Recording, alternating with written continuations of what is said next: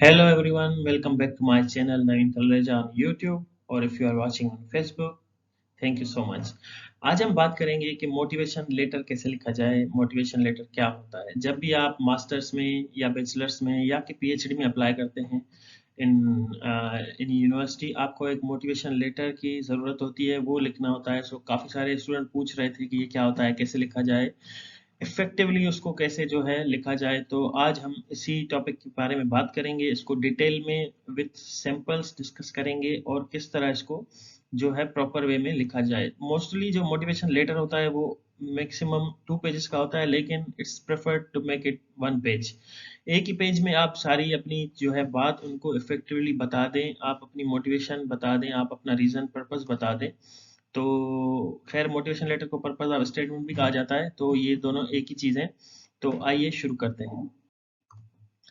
ठीक है, तो एजेंडा ये है कि आज हम मोटिवेशन लेटर के बारे में बात करेंगे, वो क्या होता है, उसको कैसे जो है इफेक्टिव वे में लिखा जाए। मैं एग्जांपल दिखाऊंगा और अगर आप चाहते हैं कि मैं आपका मोटिवेशन लेटर रिव्यू करूं, चेक करूं, तो आप नीचे कमेंट करें और फिर मैं आपको जो है अपना कांटेक्ट दूंगा, आप उस पर ईमेल करें तो मैं आपका अपना मोटिवेशन लेटर फ्री में जो है एडवाइस दूंगा, चेक करूंगा, रिव्यू करूंगा।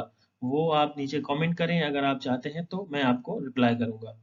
तो वीडियो को आखिरी तक देखिएगा, जैसे कि आपको प्रॉपर वे में समझ आ जाए कि मोटिवेशन लेटर कैसे लिखा जाता है। खैर मोटिवेशन लेटर मैंने बता दिया कि वो क्या होता है। वो एक ऐसा डॉक्यूमेंट है, जब आप किसी भी यूनिवर्सिटी में अप्लाई करते हैं तो आपसे वो पर्पस ऑफ स्टेटमेंट या मोटिवेशन लेटर मांगते हैं। अगर आप सुपरवाइजर से कांटेक्ट करते हैं या किसी यूनिवर्सिटी में डायरेक्ट अप्लाई करते हैं, तो ये मोटिवेशन लेटर आपके बड़े काम का होता है। तो आइए हम बात करेंगे सैंपल मोटिवेशन लेटर की, जो मैंने लिखा था जब मैंने पीएचडी में अप्लाई करना था। तो मैंने ये लिखा था और इसकी बेसिस पे मेरी सिलेक्शन भी हुई थी। तो इसी लेटर को रिव्यू करते हैं, ना कि हम किसी और का सैंपल उठाएं, क्योंकि मैं जब बात करता हूं तो वो अपने एक्सपीरियंस की बेसिस पे बात करता हूं। खैर मेरी यूनिवर्सिटी तो डिफरेंट थी, तो काइंडली ये कॉपी पेस्ट ना कीजिएगा, क्योंकि ये मैंने ऑलरेडी सबमिट कर चुका हूं, तो आपके लिए भी मसला होगा, मेरे लिए भी। सिर्फ इसको आइडिया के लिए जो है आप चेक करें। तो मोटिवेशन के तकरीबन 3 या 4 पार्ट्स होते हैं मोटिवेशन लेटर के। पहले तो आपने इंट्रोडक्शन करना है अपने आप को कि आप कौन हैं, ठीक है? और आपने क्या किया है। ऐसा नहीं बताना, अपनी हॉबी नहीं बतानी कि मेरी ये हॉबी है, मुझे पढ़ाई पसंद है, मुझे डिजिटल मार्केटिंग, ये इस तरह नहीं। आप जिस पोजीशन के लिए या जिस टॉपिक के लिए अप्लाई कर रहे हैं, जिस फील्ड के लिए अप्लाई कर रहे हैं, डायरेक्टली उसी से कनेक्टेड आपने बताना है कि आप उससे रिलेटेड अपना इंट्रोडक्शन देना है। जैसे कि जब मैं टॉपिक मेरा था पीएचडी पोजीशन के लिए था, operations improvement for business efficiency and digitalisation, ठीक है? तो डायरेक्ट मैंने पहले ही उनको जो है कह दिया कि मैं ये लेटर इसलिए लिख रहा हूँ कि मेरा इस टॉपिक में इंटरेस्ट है।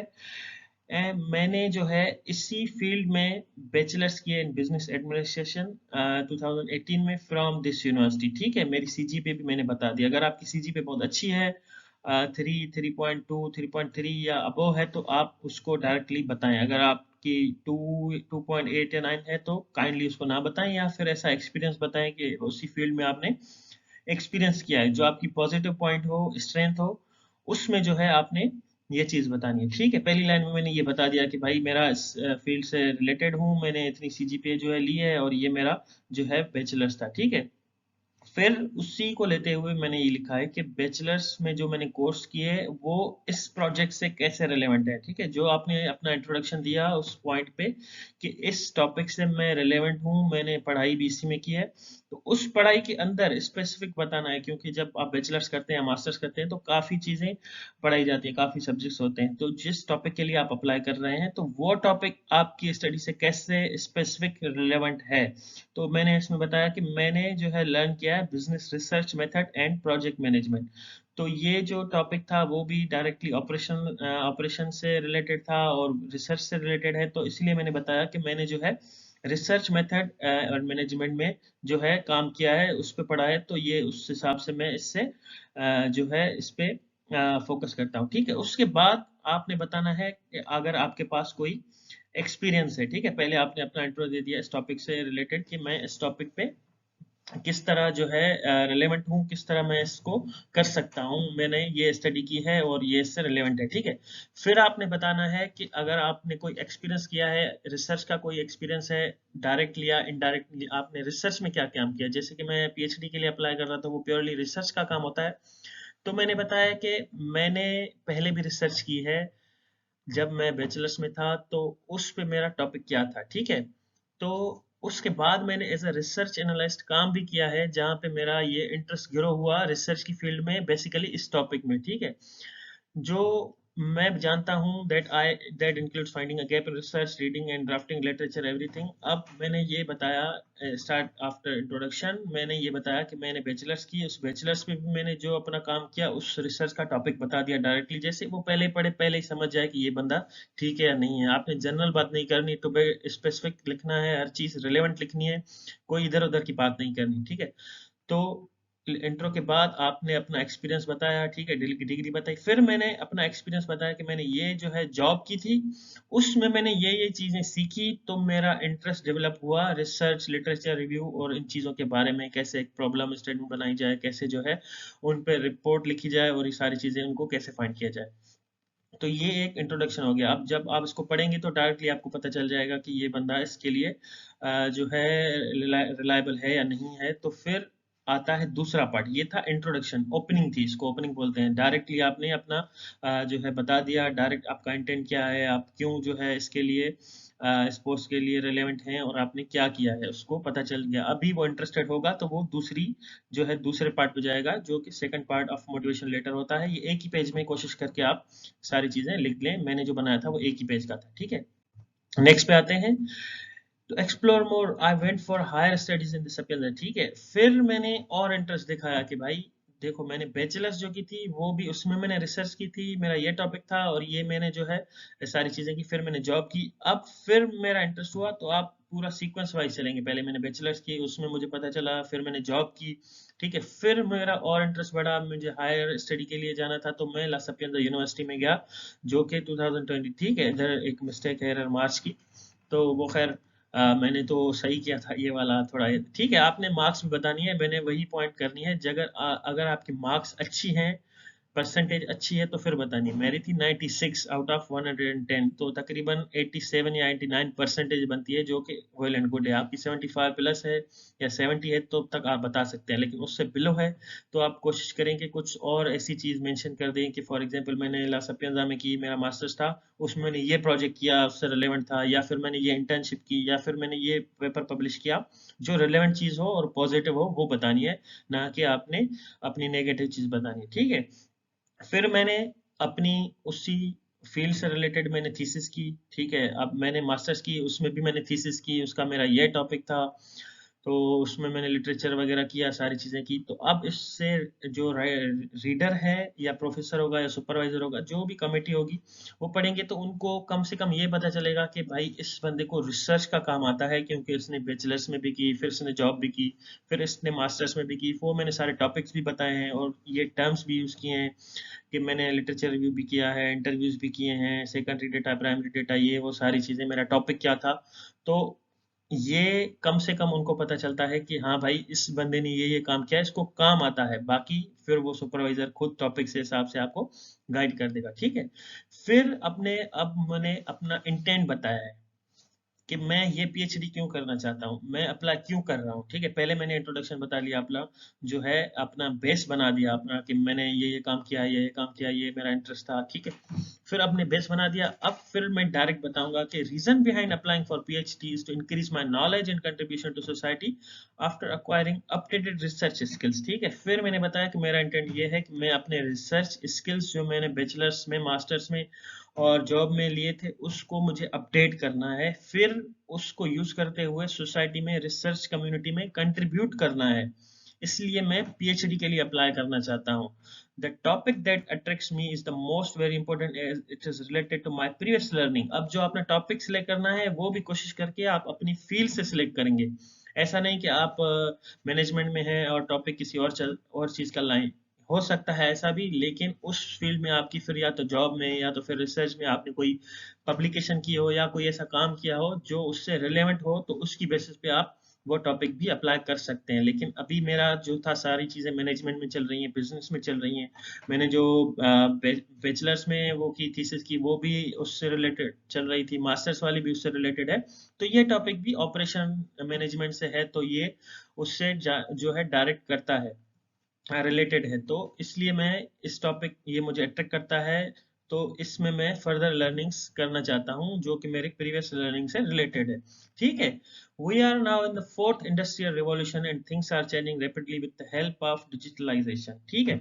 अब मैंने इधर जो किया है वो थोड़ा, अगर जैसे कि आप रिसर्च के लिए अप्लाई कर रहे हैं तो आपको पता होना चाहिए करंटली क्या चल रहा है। रिसर्च वाले बंदे का काम यही है, सारी चीजें रिसर्च करना, अपडेटेड रहना, चल क्या रहा है मार्केट में, और जो मैं टॉपिक कर रहा हूँ उसका फायदा क्या होगा, वो किस चीज से रिलेटेड है। तो इसीलिए मैंने बताया कि अभी जो इंडस्ट्रियल फोर्थ रिवॉल्यूशन चल रहा है उसकी वजह से काफी सारी चीजें चेंज हो रही हैं। जैसे कि कोविड आया, ये आया, वो आया, तो फोर्थ इंडस्ट्रियल रिवॉल्यूशन जो अभी चल रहा है उसके उसमें काफी चेंजेस आई है। काफी सारी चीजें डिजिटल हो रही हैं, हर चीज डिजिटल हो गई है। जैसे लर्निंग ऑनलाइन हो गई, ऑनलाइन शॉपिंग हो गई, ऑनलाइन हर चीज ऑनलाइन हो गई है, आपको पता होगा। तो वो मैंने करंट चीजें बताई है, इससे उसको पता चलेगा कि ये बंदा करंट क्या चल रहा है, ट्रेंडिंग क्या चल रहा है, उससे भी अपडेटेड है। इसको रिसर्च आती है। ठीक है। The period of COVID-19 change the whole world system, therefore it is important to focus on operation improvement in using technology so that in future we can manage things without any external factors affecting the businesses. ठीक है। जैसे कि मैं business का बंदा था, management पढ़ी थी, बिजनेस पढ़ी थी, तो मैंने जो टॉपिक लिया वो मिक्स था। हम ऑपरेशन कैसे इंप्रूव करेंगे जो बिजनेसेस के होते हैं यूजिंग आईटी। जो कि अगर फ्यूचर में ऐसी कोई बात है, जैसे कोविड-19 आया तो आईटी पे प्रेशर आया, आईटी पे फोकस आया, जैसे ऑनलाइन हर चीज हो गई, टेक्नोलॉजी पे हो गई। अभी फ्यूचर में अगर कोई ऐसी चीज आए तो हम इम्प्रूव कैसे कर सकते हैं ऑपरेशंस को, जैसे कि फ्यूचर वाला फैक्टर इस पे इफेक्ट ना करे। तो सारी चीजें मैं रिलेवेंट लेके चल रहा हूँ। जो मैंने पहले अपना जो है बेस बनाया, फिर मैंने एक्सपीरियंस बताया, फिर मैंने सारी चीजें बताई, फिर मैंने इंटेंट बताया कि मैंने ये टॉपिक सेलेक्ट किया है, ये मेरी फील्ड से रिलेटेड है, क्यों है, और इसको मैं क्यों करना चाहता हूँ, ये भी मैंने इसमें पूरा बता दिया है कि भाई फ्यूचर में अगर कोई ऐसी चीज आए तो उस पे मैं काम करना चाहता हूँ, ऑपरेशन को इम्प्रूव करना चाहता हूँ, ऐसी कोई चीज फाइंड करना चाहता हूँ जिससे हम ऑपरेशंस को इम्प्रूव करें, बाद में ये मसले ना हो। Operation improvement can help us to reduce cost and reduce the product cycle which will reduce overall effect. ठीक है। तो ऑपरेशन इम्प्रूवमेंट में क्या फायदा होगा, फॉर एग्जांपल ये मैं करना चाहता हूँ, ये मेरा टॉपिक है, इससे फायदा क्या होगा, तो वो भी मैंने बता दिया भाई। इससे जो है कॉस्ट रिड्यूस होगी, जो कि एक बिजनेस में बहुत ही इंपॉर्टेंट फैक्टर है। कॉस्ट रिडक्शन के लिए हर बिजनेस दुनिया में काम करता है, ऐसा कोई भी बिजनेस नहीं होगा जो कि कॉस्ट रिडक्शन पे काम ना करे। हर कोई चाहता है कि मेरी कॉस्टिंग कम से कम हो, कम से कम हो। तो मैं ऑपरेशन इंप्रूवमेंट में काम करूंगा अगर आईटी की हेल्प लेके कैसी कोई टेक्नोलॉजी हमने कर दी जिससे ऑपरेशन की कॉस्ट रिड्यूस होगी। ये एक बड़ी जबरदस्त चीज है। ठीक है। It is possible by using the latest technologies and making the process digital. ठीक है। डिजिटल पे हम अगर आ जाते हैं तो हम इसको कर सकते हैं, मेरा ये मानना है। तो इससे वो बंदा जो पढ़ेगा, जो रिव्यूअर होगा, तो उसको पता चलेगा कि भाई इस बंदे ने जो टॉपिक लिया है वो इस रिलेवेंट भी है, उसको इस चीज के बारे में पता भी है, और ये जो करना चाहता है इसका जो है इंटेंडेड पर्पस क्या है, इंटेंट इसका क्या है, और क्या इसकी फाइंडिंग्स हो सकती हैं। तो सारी चीजें इसमें क्लियर में आ गई। ये था सेकंड पार्ट। अब हम आएंगे थर्ड पार्ट पे जो कि फाइनल पार्ट होगा। तो टोटल 3 पार्ट्स में मैंने लिखा था, अभी मैंने डिस्ट्रीब्यूट भी इसको 3 पार्ट्स में किया है, जैसे कि आपको समझ में आए। अगर आप इसको एंजॉय कर रहे हैं, आपको चीज़ें समझ आ रही हैं, तो काइंडली इस चैनल को सब्सक्राइब करें। मैं काफ़ी सारी वीडियोस बनाता रहूँगा इसी से रिलेटेड, कैसे एडमिशन ली जाए, स्कॉलरशिप्स वगैरह के बारे में। और नीचे कमेंट ज़रूर करें अगर आपके पास कोई क्वेश्चन हो, और अगर आप अपना रिसर्च जो है मोटिवेशन लेटर जो है रिव्यू करवाना चाहते हैं मुझसे, तो काइंडली कमेंट जरूर करें। ठीक है। तो अभी आते हैं नेक्स्ट पार्ट पे जो कि लास्ट पार्ट है। ठीक है। अब मैंने सारा अपना हर चीज बता दी, इंट्रोडक्शन दे दिया, मैंने अपना रिलेवेंट एक्सपीरियंस बता दिया, फिर मैंने बताया कि मैं इस फील्ड को किस तरह जो है इस टॉपिक को कैटर करना चाहता हूँ, मेरा क्या मानना है, और ये क्यों इम्पोर्टेंट है करना। ठीक है। अब फिर आपने ये नहीं बताना कि भाई मैं तो कर लूंगा ये, ठीक है। I fully understand that for the best result in this field dedication and consistency are required. I assure you that with the help of my learning experience I can do my level best to achieve desired results. It will be a great opportunity for me to demonstrate my abilities and learn skills under your supervision. I hope I will be given this opportunity of PhD position. ठीक है, फिर मैंने एक इधर यहाँ पे ये भी बताया कि ये चीज़ें इतनी आसान नहीं है जितनी लिखने में है या जितनी लगती हैं। मुझे पता है इसमें एक कंसिस्टेंसी चाहिए, डेडिकेशन चाहिए, क्योंकि पीएचडी एक आसान काम नहीं है। पीएचडी के लिए बहुत ज़्यादा हार्ड वर्क चाहिए होता है, बहुत सारी चीज़ें चाहिए होती है, अंडरस्टैंडिंग, लर्निंग स्किल, हर चीज़ चाहिए होती है। Consistency is the key in PhD if you want to do PhD, ठीक है। तो मैंने ये बता दिया कि इसमें डेडिकेशन भी चाहिए, कंसिस्टेंसी भी चाहिए। मुझे पता है, ऐसा नहीं है कि मैं जो है ऐसे ही अप्लाई कर रहा हूँ, मुझे हर चीज़ पता है। लेकिन जो मेरा एक्सपीरियंस है और जो मेरे स्किल्स हैं उसको यूज़ करते हुए मैं अपनी तरफ से फुल कोशिश करूँगा। आई can do my level best. ये मैंने टर्म्स होते हैं, ये लिखने होते हैं, ठीक है, वो मैंने लिख दिए। जो डिजायर्ड रिजल्ट्स हैं, जो एक्सपेक्टेड रिजल्ट्स हैं, हम उसको अचीव कर लेंगे, ये मेरा मानना है। मैं अपनी तरफ से फुल ट्राई करूंगा। अगर आप मुझे पीएचडी अपनी सुपरविजन में करने का चांस देंगे, अपॉर्चुनिटी देंगे, तो मैं बहुत जो है काम करूंगा इस पे। जो है मैं अपने स्किल्स जो है यूज करूंगा, अपनी एबिलिटीज यूज करूंगा, ठीक है। तो ये मैंने आखिर में एक रिक्वेस्ट डाल दी है, एक शो किया है अपनी ऑफर कि मैं जो है सॉरी अपना इंटेंट शो किया है कि मैं इस पीएचडी को करने के लिए रेडी हूँ, अगर आप मुझे अपनी सुपरविजन में लेना चाहते हैं। तो इससे एक मैंने कोई टाइम पास वाली बात नहीं की, बेकार बात नहीं की, सारी जो काम की चीजें की हैं, ठीक है। तो इससे जो रिव्यूअर होता है उसको पता चलता है कि हाँ, इसको पता भी है क्या चल रहा है मार्केट में, इसने जो टॉपिक सेलेक्ट किया है उसका भी इसको पता है, और इसकी जो है बैचलर्स मास्टर ये सारी चीजें एक्सपीरियंस ही इससे रिलेटेड है। वो ये नहीं देखते कि आपको जो टॉपिक सेलेक्ट किया है उसके बारे में इतनी ज्यादा डीप अंडरस्टैंडिंग है। उनको सिर्फ ये चाहिए कि आपको रिसर्च के बारे में पता है, आपको पता है कि ये चीजें कैसे होती हैं, इनकी जो है अपनी बेसिस क्या है, कंडक्ट कैसे हो जाती है, तो ये पता होना चाहिए। टॉपिक जो आपने लिया है वो भी थोड़ा बहुत रिलेवेंट हो, लेकिन आपको पता होना चाहिए किस चीज के बारे में, उससे फायदा क्या होगा रिसर्च कम्युनिटी को, बिजनेस को, या किसी के लिए भी आप रिसर्च कर रहे हैं तो उसको क्या फायदा होगा। तो उसकी बेसिस पे ये सारी चीजें होती हैं। तो खैर ये एक ऐसा मोटिवेशन लेटर है जिस पे मैंने जो है अप्लाई किया था ये लिख के, और मैं सिलेक्ट भी हुआ था। खैर वो मैं गया नहीं, वो मेरा अपने पर्सनल जो है विलिंगनेस नहीं थी, तो मैं इसमें सिलेक्ट हो गया था। तो ये वही लेटर है, काइंडली इसको कॉपी ना कीजिएगा, मैं ऑलरेडी सबमिट कर चुका हूँ काफी इटालियन यूनिवर्सिटीज में, डिफरेंट कंट्रीज की यूनिवर्सिटी में, तो आपको कोई फायदा नहीं होगा क्योंकि ये ऑलरेडी उधर सबमिटेड है, तो उनके प्रोग्राम में ये सेव होता है।